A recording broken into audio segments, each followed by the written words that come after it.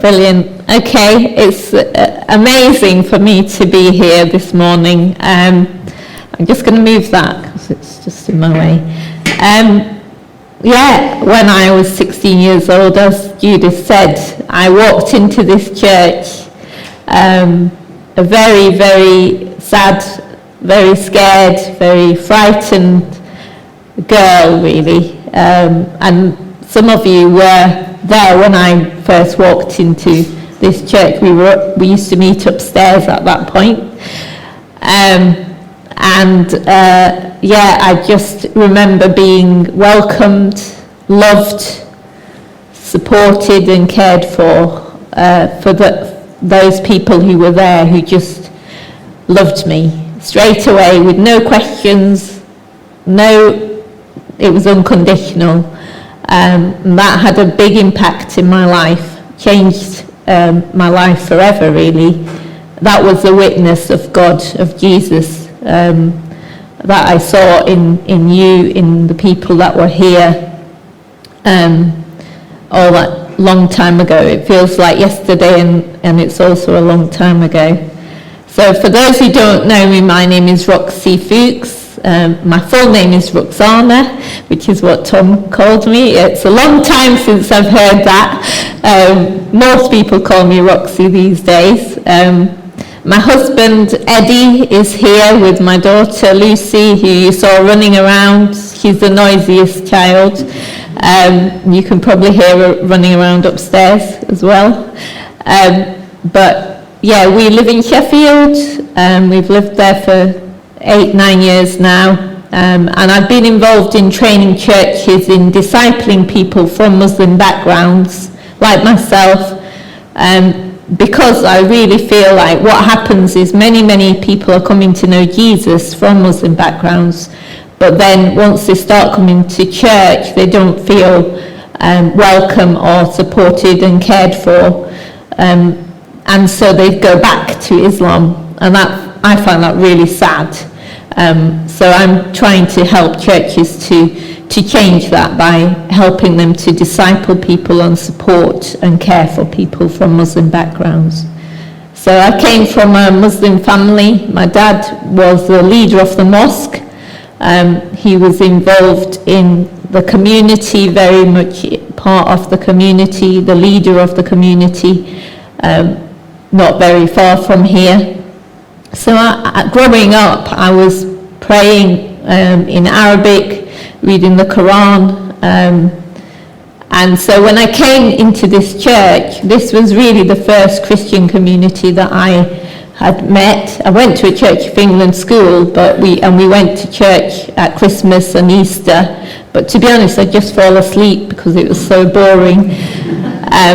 So I never really learnt much there, but when the vicar came into school and did religious education classes and the assemblies, he'd come with a puppet and he would talk about Jesus and share Jesus' stories using the puppet.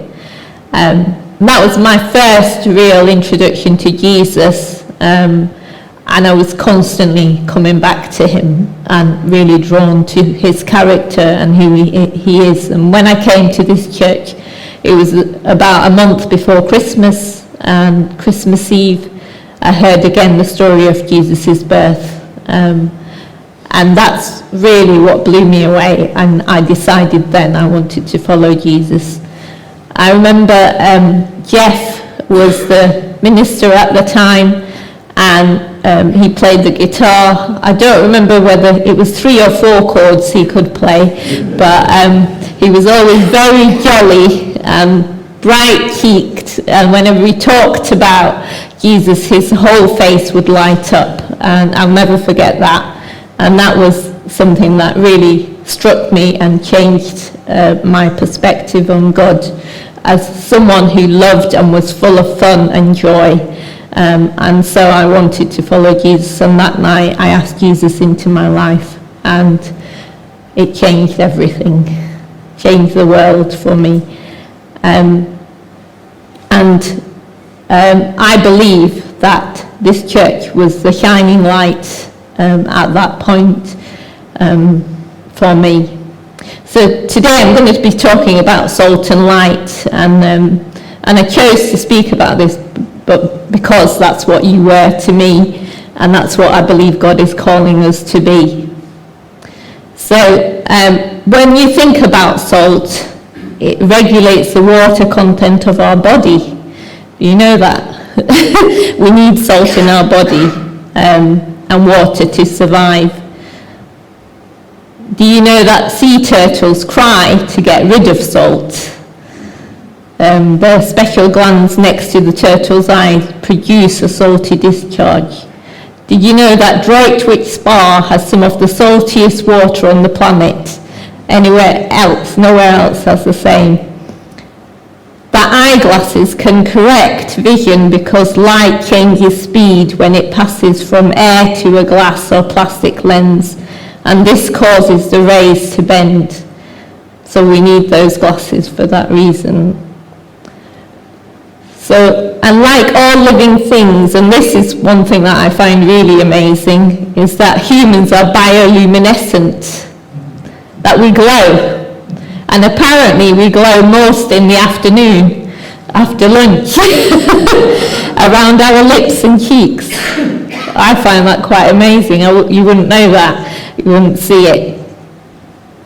So today we're going to explore what Jesus said about salt and light, what it means to bring out the God flavours and God colours in the world we live in, and what that means to me and what Jesus meant by it. So the journey will go a bit like this. I'll read the passage again, not all of it, in the Message version, and then we'll explore the scriptures on this, and I'll share some of my stories as well. So Matthew 5:13 to 16 in the Message Bible. Can we have the second slide here? Salt and light. Let me tell you why you are here. You're here to be salt seasoning that brings out the God flavours of this earth. If you lose your saltiness, how will people taste godliness? You've lost your usefulness and will end up in the garbage. Here's another way to put it. You're here to be light, bringing out the God colours in the world. God is not a secret to be kept. We're going public with this, as public as a city on a hill. If I make you light bearers, you don't think I'm going to hide you under a bucket, do you? I'm putting you on a light stand. Now that I've put you there on a hilltop, on a light, stand, shine, keep open house, be generous with your lives. By opening up to others, you prompt people to open up with God, this generous Father in heaven. In the film, It's a Wonderful Life, I don't know about you, I love that film, and every Christmas I'd love to watch it. It's a Wonderful Life. There's a moment where the couple come to an Italian family's home and they bless their home, and this is the blessing they say: bread that this house may never know hunger, salt that life may always have flavour, wine that joy and prosperity may reign forever. And that salt, that flavour, that's what God does. He brings out the best in us. And salt is used especially to season or preserve food. It adds flavour to food when used in the right amount. It can bring the best out of the food, and it needs to be just the right amount, not too much or too little. And in the Old Testament, salt signifies permanence, a loyalty, a durability, a usefulness. It talks about value and purification. And often it's about a covenant. It's talked about a salt covenant in 2 Chronicles 13 verse 5. There's a salt covenant between God and his people, and it's a covenant that never breaks. It never ends, it continues forever. In Leviticus 2:13 and Ezekiel 43:24, salt is part of the ancient Hebrew religious sacrifice. Again, a sign of a covenant, the beginning of a friendship. Numbers 18 verse 19 talks about salt and the meal together, just like we've had the communion together, as a sign of friendship. Again, that covenant between people and between God. And in the New Testament, Mark 9:49-50, it says, "Have salt among yourselves and be at peace with each other." That salt signifies that goodwill in the relationships, indicating friendship and compassion. And that there are many, many verses that mention salt that are to do with relationship, to do with promises between us and each other and with God as well. And light, is something that makes vision possible. It's the brightness that lets you see things. And light comes from sources such as the sun, moon, lamps, and fire.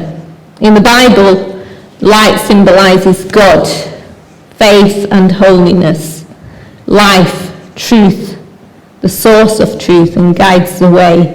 If you look in Psalm 119, it says, "Your word is the lamp, the light on my path. It shows us the way." In Matthew 4:16, "The people living in darkness have seen a great light, and those living in the land of death, a light has dawned." It's Jesus who is the light of the world in John 1:5. Light reveals what is hidden, what's behind the dark. The light of Christ is seen as a sign of salvation. Seeing that light, believing in that light, is a sign of salvation. There are so many times in my life that there have been people who I feel God has sent to be salt and light to me. I've learned to face my darkness, the pain of how I was brought up, the abuse that I experienced. And I've learned to face that head on, because I've been forced to face that pain, because it won't leave me until I looked at it head on.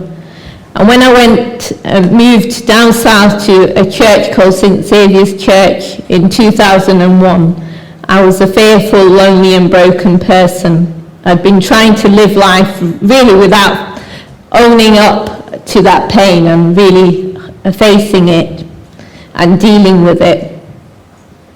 Brennan Manning says, "In a futile attempt to erase our past, we deprive the community of our healing gift. If we conceal our wounds out of fear or shame, our inner darkness can neither be illuminated nor become a light for others." So by facing that shame of our past, of the pain that we've gone through, we start to heal, and we allow others to see that healing and that gift and that light. So the stable love and community and friendship I experience in church, in family, in the church family, gave me the courage to start to really deal with the pain of abuse and the loss of my family. And for many years I worked through that pain through counselling, prayer ministry and journaling and bringing it before God again and again. There were distinct moments of light in my life during those very dark times. And one day I remember going into the church. It was a traditional Anglican church building with a really tall spire. And as I sat there to worship and sing, I heard and felt God speak to me really. And he showed me a vision of an angel. And it wasn't a tiny little angel like this. It was an angel that I couldn't see the top of because it was going right through the spire of the church. And he said to me, "There are two of these looking after you. You don't need to be afraid." Because I was in fear. I was living in fear and I was living in shame at the time. And I didn't need to be afraid. Another time I saw a vision of Jesus in my bedroom. I was having nightmares at the time, being kept awake in the dark. And I saw Jesus sat next to my bed, a light glowing next to my bed, reminding me that he's with me. And there was another time when I was praying for peace And when I opened my eyes and looked out the window, I saw doves flying. God was showing me again and again, I'm with you in this pain, I'm with you, beside you. These are my signs that I'm with you and I want to heal you. There was another time that the light came through a man who wanted to wash my feet. He's like a father figure to me, and he decided he wanted to wash my feet. One evening, he literally took my socks off, washed my feet, which were very dirty, and put his clean socks on me. A man who would have said, I never hear from God, and this was him feeling like, God, this is what God wanted me to do. So many times I've seen God working through other people, through visions and dreams, and giving me that sign of his light. Darkness cannot drive out darkness, only light can do that, Martin Luther King said. In 2005, I went to Ground Zero, that place where over 3,000 people died on 9/11. There I saw a part of the temporary memorial cross that was found by rescuers in the rubble during the days after the attack. The cross was described as a light in the darkness for those who were looking for loved ones, and the firefighters and volunteers who came to help look through the rubble. Jesus Christ was the light in their darkness, and he's that for us today. Only he can help us to face the darkness in our lives. What we're seeing in the world around us, in the wider world and in the UK as well, is that many Muslims are coming to know Jesus. Never before have we seen this many people from Muslim cultures and backgrounds coming to know Jesus. It's amazing. I mean, hundreds of thousands of people coming to know Jesus from Muslim backgrounds. And why is it? It's because many of them are drawn to the people of God who are salt and light to them. In a survey done, surveying, asking those people the question, why did you decide to follow Jesus? Most of them would say, 80% of them would say it's because of the people, the Christians they met, who were like salt and light to them. Because of the God colours and flavours they experienced in God's people. And in the UK, I often hear stories of Muslim people walking into churches saying, I want to know Jesus. I want to be his. And I heard one believer from a Muslim background describe the people from his church walking with him through his asylum application, of people becoming his family when he had lost his parents in war. And that's being a light in the darkness. And it's my privilege to work with churches in helping them to disciple and support and love those who come from Muslim backgrounds. They are a light in the darkness, and collectively that is the call of Jesus on our lives, to be light in the darkness. You and me as God's people have often been that light and we don't realise it. I'm really thankful for who you are as a church, who you becoming, who you are. For me, it was the one moment that changed everything in my life. God used you to be that light for me. So how can we bring the God flavours and God colours in our world? Do we experience that for ourselves? It's my question to you. Early last year, I went to Greece to spend some time with 11 other women who had, like me, come from Muslim backgrounds, but they're now following Jesus. There in Greece, we shared our stories. We brought them into the light. things that we'd never talk to anyone else about, and things that we felt a lot of shame about. But our hiddenness in that time was brought into the light, and our shame died in that safe place.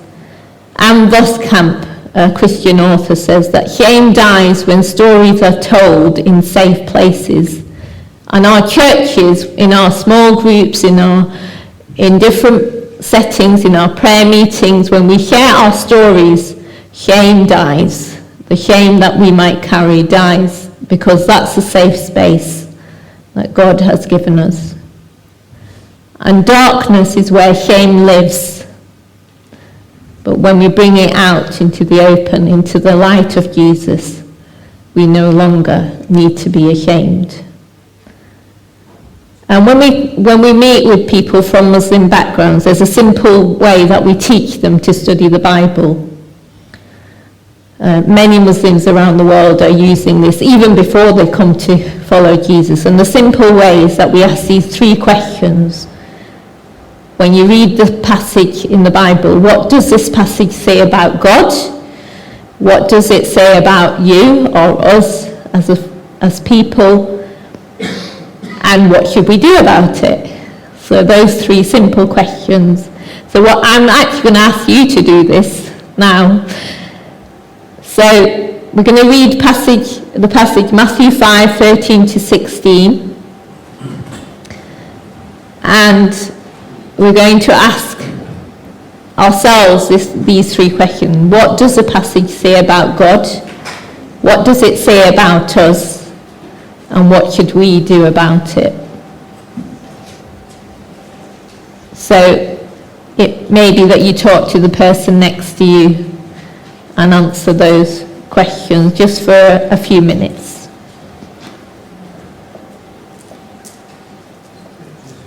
Matthew 5:13 to 16.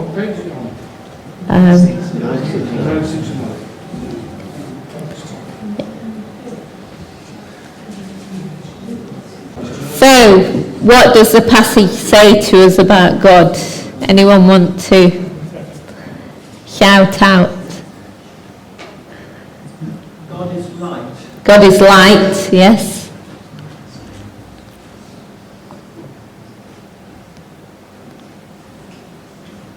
Anything else? He's a father. Power? He's a father. He's a father, yeah. So God is not a secret to be kept, it says. He lives in us, and He's light in us. He's a generous Father. He's Father in heaven. What does it say about us? What does the passage say about us? Anyone want to? It says that we're to be like Him. Yeah, we're to be like Him. To reflect Him to other people, like a mirror. Yeah, reflect Him like a mirror too. Yeah. To be salt and light, yeah. Anything else? But we do need salt. Yeah. We're told Need salt. too much salt is bad for us, but we need it. We need it, yeah. Okay. So we're here on earth to be salt seasoning, to bring out God flavours in the world. We're here on earth to be light, bringing out God colours in the world. We're light bearers on a light stand. We're not hidden. We don't want to hide. God asks us not to hide. He wants us to shine and be generous with our lives. He wants us to be open to others so people will be open with God. So they'll be ready to come to Him. So, drawing to the end of this talk, to me it's interesting that salt brings out the flavours that are already there. It doesn't change the main component of the flavours of the dish. It just brings them out so that we can enjoy them. And when light shines, it shows us what's already there in the darkness. So God doesn't try to change our core identity that He created in the first place. He just asks us to allow Him to allow us to get to the point that we accept who he has created us to be, that he might highlight it for the world to see his work.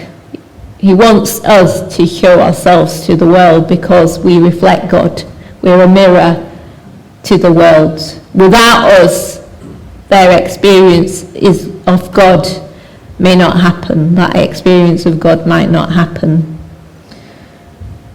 If I say, surely the darkness will hide me and the light become night around me, even the darkness will not be dark to you. The night will shine like the day, for darkness is as light to you. For you created my inmost being. You knit me together in my mother's womb. I praise you because I am fearfully and wonderfully made. Your works are wonderful. I know them full well. My frame was not hidden from you when I was made in the secret place, when I was woven together in the depths of the earth. Your eyes saw my unformed body. All the days ordained for me were written in your book before one of them came to be. Psalm 139. One of the first things that Judith put into my hands, I'll never forget. And now I really believe I live in that. And I believe that God formed me, that I'm fearfully and wonderfully made, and he wants all of us to be able to believe that of ourselves. And the final question we ask when we do this Bible study with new believers from Muslim backgrounds is, what will we do about this passage that tells me about God and about humans? God flavors are brought out when his people help the poor. Those on the edges of society are brought into the centre. When his church speaks out against injustice, speaks truth to power. God's colours are brought out when we, his people, shine as who we really are created to be. When we courageously stand up and stand out as God's people, projecting his light into the dark places in the world. When we see that happening, I want to see that more. I don't know about you. More of God and us reflecting him. Marianne Williamson says, our deepest fear is not that we are inadequate. Our deepest fear is that we are powerful beyond measure. It is our light, not our darkness, that most frightens us. We ask ourselves, who am I to be brilliant, gorgeous, talented, fabulous? Actually, who are you not to be? You are a child of God. Your playing small does not serve the world. There is nothing enlightened about shrinking so that other people won't feel insecure around you. We are all meant to shine as children do. We were born to make manifest the glory of God that is within us. It's not just in some of us, it's in every one of us. And as we let our light shine, we unconsciously give other people permission to do the same. As we are liberated from our own fear, our presence automatically liberates others. That's God speaking to each one of us. So what is the darkness that you and I need to face? Where is the light, God's light, needing to shine today? Can you shine for God? Can you allow yourself to be seen by God and by those around you? And how are you going to bring out God's flavours, God's colours in the world around you? I want to leave you to think about that. Thank you.